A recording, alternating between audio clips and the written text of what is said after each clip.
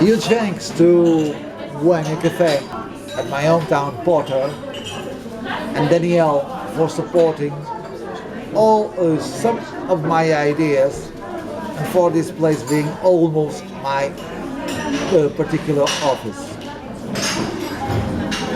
This is the release of Fantagraphics Crepax book. It's being presented at Porto, my hometown, and where it all started. So, in 2014, I made an exhibition. Before that, I was contacting Fantagraphics in order to do this book. So, this book that we have here, it's a book with the first stories of Valentina and the adaptations of Dracula and Frankenstein by the maestro Guido Crepax. So, what can I say about the book? This book took me almost 1 year to do. It took us 1 year to do. So, it is really interesting because I'm the series editor of this, and when you work with somebody, with a huge company and an American one like Fantagraphics, where the standards are really, really high, you must know one thing: you are working with the best. They do books for 40 years. So, when I started all this, I'm only a guy of Porto, so I decided to do it. I imagined the book in my head, and then I pitched it to Fantagraphics and started working with them. But as soon as I started working with them, it was really, really stressful because their standards are too high. So sometimes I was merely a guy from Porto, and they were Fantagraphics, and I was talking with Gary Gross and all those guys, and I was like that, what am I doing here? Trying to present a book. So, these stories, I remember reading them when I was a child, when I was 12 years old. And when I was 12 years old, I read it at Linus magazine and at Charlie Hebdo magazine. Charlie means 12. And here you can see a cover of Charlie. And in here you can see another cover of Charlie that it's by Berlin, that it's a Guido Crepax, another Guido Crepax character that's going to appear on the second book. So, in here we continue with Charlie Manswell, Guido Crepax. In here also Charlie Manswell. The story is also going to appear on the second volume of the Fantagraphics book. Another one. And another one. So, another thing. So, in Portugal, we don't have lots of things published by Guido Crepax. So the only book that we released here, it was here, it was one. And it was in 2006. It's the second printing of the book. And it's called Story of Hope. That's also going to appear on the following books. I remember also in 1979, so, I mean here, I was a small child seeing these images, seeing how they connected within my mind on a newspaper, a huge newspaper. So, in here started my idea, well, to make the series. As you can see here, you have Valentina that appears on the first stories. These are the first stories that appear on this book. In order for the viewers to understand the amount of work that is here and the editions, you can see this is an Alvin Michel, a French book, with some of the same stories that appear on this deluxe book, which I find it amazing because they are really, really different in size and in quality. That's what I wanted to do. High standards on a high standard book. I thought, well, as I mentioned on my introduction, about Guido Crepax and the influence of some movies that appear in his life. So, this one from 1960, it was clearly an influence to Guido Crepax, and it's by Federico Fellini, La Dolce Vita. Another one that was clearly an influence by Guido Crepax, it's Amarcord. Guido Crepax was also a fan of German expressionism. So here you have the Cabinet of Dr. Caligari by director Robert Baena. So, I don't know if I talked about this on the introduction, and it's not as simple as it is in order for us to do this book, because we have to have several references to do the book, be it books, be it other addictions, be it movies, be it everything. Another thing, this here, for instance, it's a CD. It's from Al Hartley, and it has a character that resembles Valentina. The guy is an amnesiac guy, and the girl tries to find out who he is. So I think there is some kind of resemblance in the character and in her figure as Valentina. As you can see, it has music by My Bloody Valentine, DJ Harvey, Red House Painters, Yola Tango, among many others. So, today in Barcelona is happening a really nice thing that it's called St. George's Fair.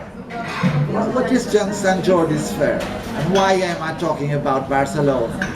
St. George's Fair is a tradition that every bookstore put the books on the streets, and so the couples, usually the woman, gives a rose to the guy, and the guy gives a book to the woman, which I find it quite interesting. Why am I talking about it? Because this guy here lives in Barcelona. He's an Argentine artist, but lives in Barcelona, and he made a tribute also to Valentina as a sort of vampire, and I instantly reminded on my mind of a tribute to Bela Lugosi's Dead. As you can see on the first book, you have here Dracula Horror Stories, adapted by Guido Crepax. At Fantagraphics we also thought on doing a tribute to Valentina by several known artists. We have here artists such as Alex Corocoldas, Noah Van Schiever, Gilbert Hernandez, Ricardo Drummond, Daniel Zelt, Santiago Sequeiros, George Pratt, Sandra Hernandez, Richard Sala, Bill Zienkiewicz, Dylan Horrocks, Mark Whitley, among others that are going to appear. Another thing that I thought interesting also to show to the public is this statue. So, the statue is also a tribute to Valentina, and it's made by an Italian artist called Giulio Pellegrini. He decided to do statues in iron with several characters, and Valentina being one of them. There's only one thing that I want to talk about Guido Crepax as an artist. When I was a kid, I remember thinking the difference between Guido Crepax and the difference between Hugo Pratt, that it's also Italian and they were friends. So Hugo Pratt was a guy who was in several countries all over the world. and he made children, and he had several wives and all of that. And Valentina, it's clearly inspired Louise Brooks, which Hugo Pratt also made. And Hugo Pratt, Porto Maltese's character, also talks about Valentina on a story called Fabula de Venise. But more on that on following volumes, because we have an interesting story to tell on following volumes regarding the connection Valentina-Porto Maltese. But as I was saying, Hugo Pratt was an adventure guy, and Crepax was not an adventure guy. Crepax, he loved to stay at home and not go anywhere. So the thing that he loved most was to draw his stories. But while he was drawing his stories, he didn't imagine the stories as stories told only for the audience. He thought that these characters belonged to himself. So sometimes Guido Crepax, when he even talks to Valentina, imagining Valentina as she was a real person. Here you see Crepax games, paper games. Since they were poor in Italy, and he didn't have money in order to buy toys, he decided to draw his own characters and do battles with the paper characters, which I find truly fascinating with drawing. So he was a guy that made also several covers, as you can see here, and shell oils as well. In here you can see Hugo Pratt as well, along Crepax.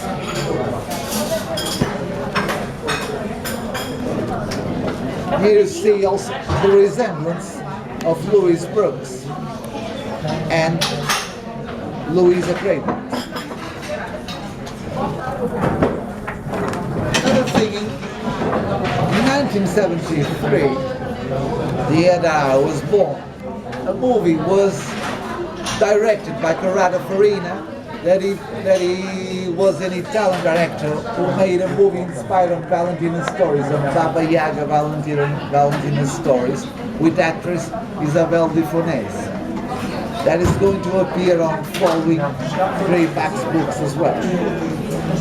One of the things that was really lots of work for us, it was translation. Because Crepax created a language along with his wife Louisa Crepax, and it was a bit similar to German. And since we have documents to prove that those were translated, we have here the translation of these stories, of this made-up language that Crepax did.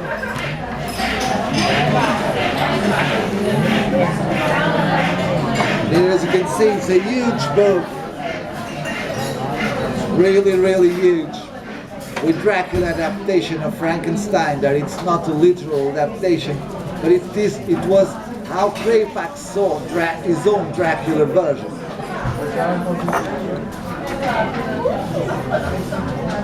Here, as was saying a friend of mine, I was telling him this is the last Crepax story before his death in 2003, because he died with multiple sclerosis, and he wanted to do an homage to Frankenstein. He didn't know how to draw as good as he did before. So it is good seeing the last work of Guido Crepax in print as well.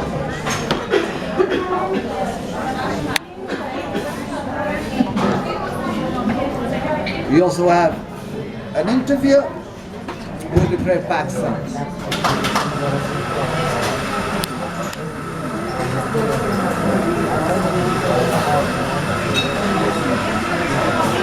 And we have here essays by me, American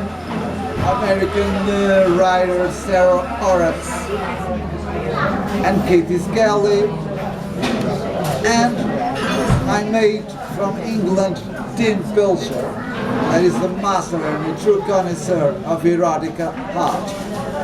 So here at Fantagraphics, we also have lots and lots of work to do for this book, in order for us to know in which countries the stories appear and when they were first published in magazines, because this is a book from the 60s.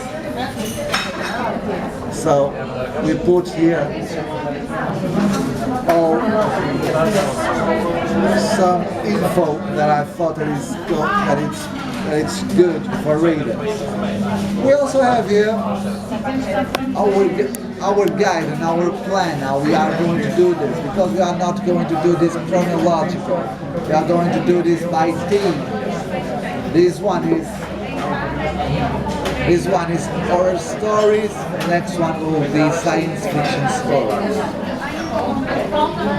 Another thing that I find it curious was that Katerina Crepax, that is daughter of Guido Crepax, she was on this same coffin here last year, and she was amazed with Porto. So it is really interesting to know that Porto has this kind of things. Porto is a different city at the moment, and I cannot thank enough all the people that work here with me on this book. Of course, the main person, and the special thanks forever to publisher Gary Groff, founder of Fantagraphics, to Katerina Crepax, daughter of Guido Crepax, to Nicole Beltranini for our translation, to Preston White over his amazing visuals, to Jakob Convey over the design of the book, and to Mike Catron and Chrissy Valenti for supervising the editing. This is the teamwork, like I said before, but it's really strange when you are working with the best, because they are the best, and since they are the best, they ask you for the best possible. Doesn't matter. Sometimes we put our lives in front of the books. So here there's blood, sweat, enormous hours of all of us as a team working, trying to preserve something that was never before done in 50 years since Valentina started, and in 1965, May at least. So I don't know what more I can say about the book, or what more I can say about this. I know that we made an exhibition at Seattle. Yeah, we are planning on doing several ones. This is a presentation, of course, in Porto, because it is the city of the series editor and the person who planned this collection and how the book should go, along with Gary Gross. I don't know what I can say. I only know that it's a really wild ride, and I really love riding it, for sure. Another thing that I forgot to mention was that in 1979, his newspaper, Le Rumau, it had several artists that were published here. Mort Cinder, that is by Alberto Breccia, Dick Tracy by Chester Cole, Fritz the Cat by Robert Crump, published by Fantagraphics, And now, Valentina, also published by Fantagraphics, along with Alexina by Jose Munoz, also published by Fantagraphics, and Sergeant Kirk by Hugo Pratt. I think that it was a really, really nice newspaper in huge format that started on 1979. Another thing that I forgot to mention also was the tributes. I went on a quest in order for me to do tributes to Valentina everywhere, and with several known artists in the comics book area, illustration, animation, and all. So these here are only two examples of it. This one is by Alter Minus, is a French artist, and that one is from Fidel Martinez Nadal. That is the guy that did a Valentina in Porto when Fantagraphics Crepax was here on 29th December last year, 2016, 2015. I also must say thanks to my wife, to my family, to all my friends that support me, and they knew that this was a project of mine that I wanted to do since 2012 and 11. So hope that you all have enjoyed the presentation with all the noise and the coffee, because I love coffees and I love seeing things in movement. So see you later, and hope that the second talk will be even better than this one. Many thanks.